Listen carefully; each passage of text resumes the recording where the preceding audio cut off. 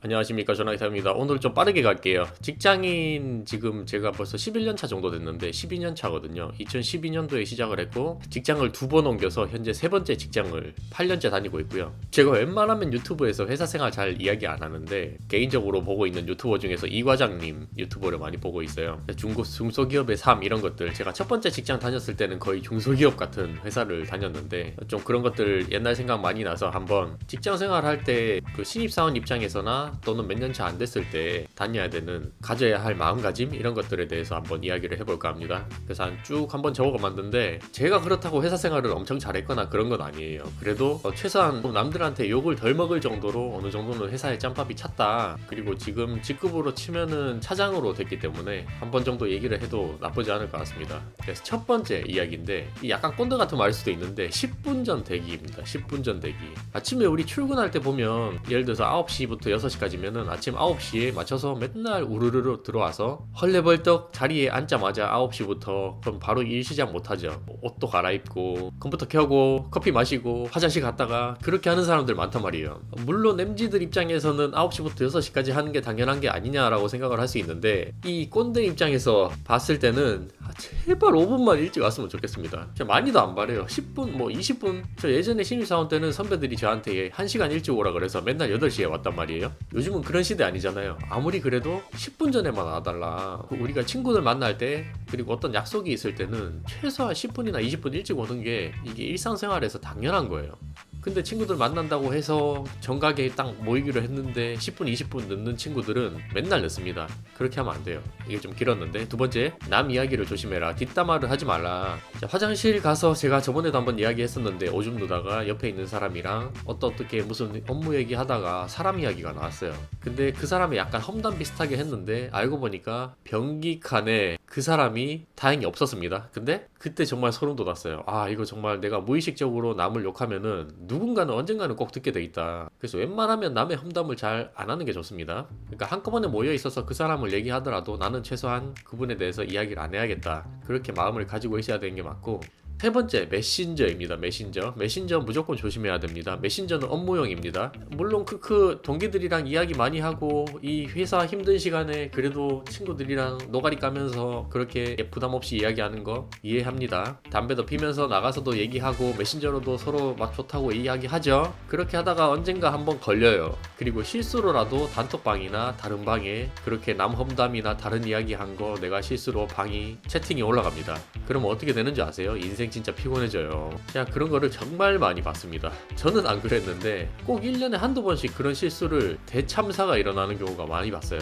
그래서 메신저는 무조건 업무용으로만 써라. 그리고 세 번째는 내 일이 아니더라도 이거 제 업무 아닌데요, 제 일 아닌데요 라고는 절대 말하지 마라. 무조건 모른다고 하더라도 일단 확인해보고 알려드리겠습니다가 맞습니다. 기본 업무적으로는. 왜냐하면 잘 모르는데요? 이거 제 일 아닌데요는 진짜 그 상사들 입장에서 봤을 때는 화나는 멘트예요. 화나는 멘트. 최소한 자기 게 아닌 걸 알더라도 일단 그 당시의 장소에서는 알겠습니다라고 하고 다시 가서 이야기를 하는 게 맞습니다. 이렇게 확인을 해봤는데 이 업무는 누가 하고 있습니다. 이렇게 하는 게 맞지 제 거 아닌데요? 라고 하면은 한 대 맞습니다. 그리고 전화 예절입니다. 전화 받을 때는 기본적으로 본인의 소속과 이름을 말해야 되는 게 맞습니다. 통신보안 보스대 당직사령 조인철 중입니다. 이 습관이 맨날 똑같이 같습니다. 무슨 팀의 조책임입니다. 이렇게 얘기를 해야 되는 게 맞습니다. 설마 여보세요 하는 사람은 없겠죠. 근데 최소한 자신의 소속과 이름을 먼저 밝히고 이야기를 하는 게 맞다. 자기가 전화를 걸든 받든 마찬가지예요. 우리가 전화 받는 게 요즘에 좀 공포증이 많이 생긴다 그러고 카톡이 더 편하다 이런 시대가 왔잖아요. 저도 옛날에 고객들이랑 워낙 많이 전화를 많이 받고 스트레스를 받아서 한동안은 전화 공포증이 좀 심했어요. 그런 것도 있고 카톡으로도 많이 했는데 회사에서 전화 업무를 안 할 수는 없습니다. 물론 아예 전화 안 하는 부서도 있겠죠. 근데 대부분은 전화를 필수로 해야 된다. 모르겠거나 애매하면 무조건 물어봐야 됩니다. 이거 맞겠지라고 생각해서 내가 그냥 뭘 했는데 그게 나중에 일이 터지는 경우가 정말 많습니다. 그러면 선배들이 야 이거 왜 네가 이렇게 했니? 왜 누구한테 안 물어봤어? 라고 했을 때 할 말이 없어요. 조금이라도 모르는 게 있으면은 무조건 동기들 또는 그 업무 관련된 사람이나 선배들한테 물어봐야 돼요. 제발. 물어봤는데 이거 왜 물어보냐고 화내는 놈은 정말 나쁜 놈입니다. 당연히 모르니까 물어보지. 근데 그거를 물어보면 털릴까봐 이렇게 조마조마하면서 하는 회사 분위기 자체도 그건 잘못된 거고, 올바른 선배라면 그거에 대해서 화를 안 내고 당연히 남이 알려주는 게 맞는 거다. 그래서 저도 후배들한테 맨날 하는 말이 제발 물어보세요. 말 좀 나한테 걸어줘. 나는 사실 내가 심심해서가 아니라 기본적으로 그 옛날 선배들의 지식을 뺏어갈 생각을 해야 됩니다.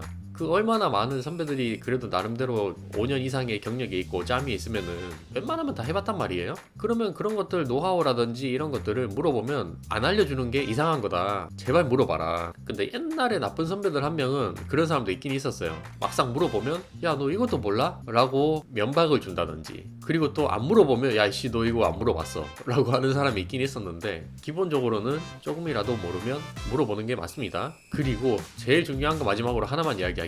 회사를 내 인생의 1순위로 두면 안 됩니다.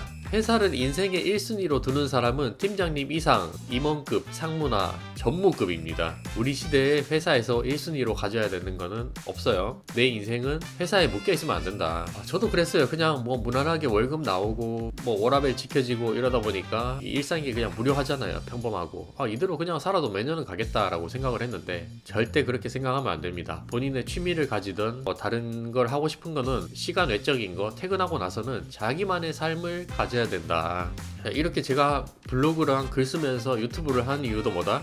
뭐 물론 부가적인 수입을 창출하기 위해서겠지만 어느 정도는 제가 재미있는 걸 찾아서 지금 이렇게 하는 거잖아요.